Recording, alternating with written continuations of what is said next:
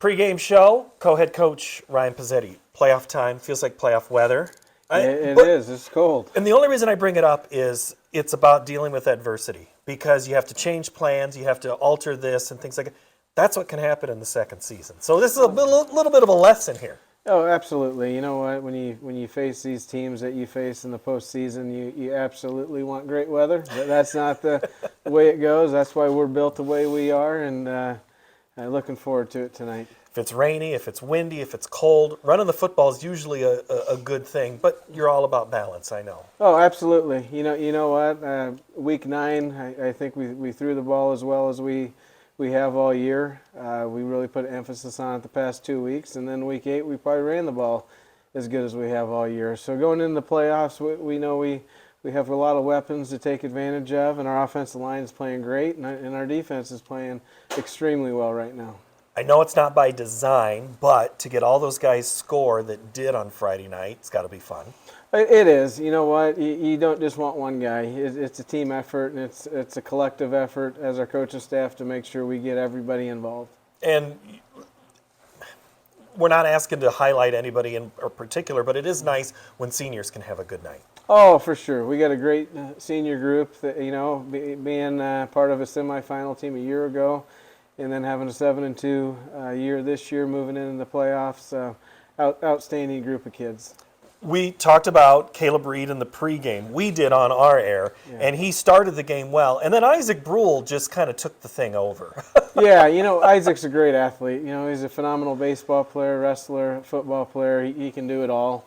He just has those intangibles of an athlete, and he's just fun to watch and an ultimate team player. We asked him in the postgame which one meant more, the rushing touchdown, the passing touchdown, or the INT. Yeah. Yeah. So what did he say? Now I got to remember. I think he said the score, just whenever he scored. I think the receiving touchdown was big.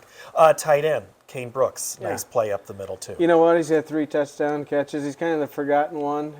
Outstanding blocker. And anytime you can get the tight end involved in our offense, that's a bonus. Healthy as you can be for the month of November. What is the kind of the mentality of, we kind of already talked about the weather thing, but just getting in that mental space of preparing for an opponent you don't know much about that you've played? Iowa City High is an outstanding football team. Their offense is as good as anybody. They got a lot of weapons up front. They're very, very good.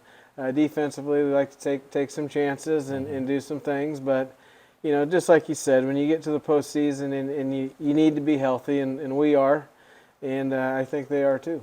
City High, good quarterback, really good quarterback. Mm-hmm. Coach Moore can't say enough good things about him. What stands out on tape that you have to contain tonight?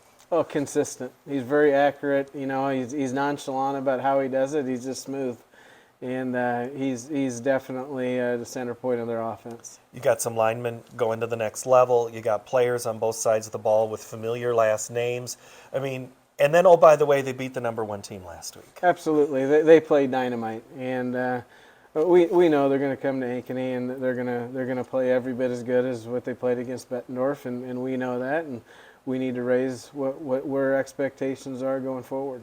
What's it going to be like to be in that first game before anybody else? There's got a lot of people kind of dialing you in to see what you look like. Yeah, it is, but you know what? At least we have a schedule, and we can go with our schedule, and we can move forward on that. And you're home. And we're home. All right, that's Ryan Pezzetti, our co-head coach of the Centennial Jaguars. Our pregame show continues after this here on CISN.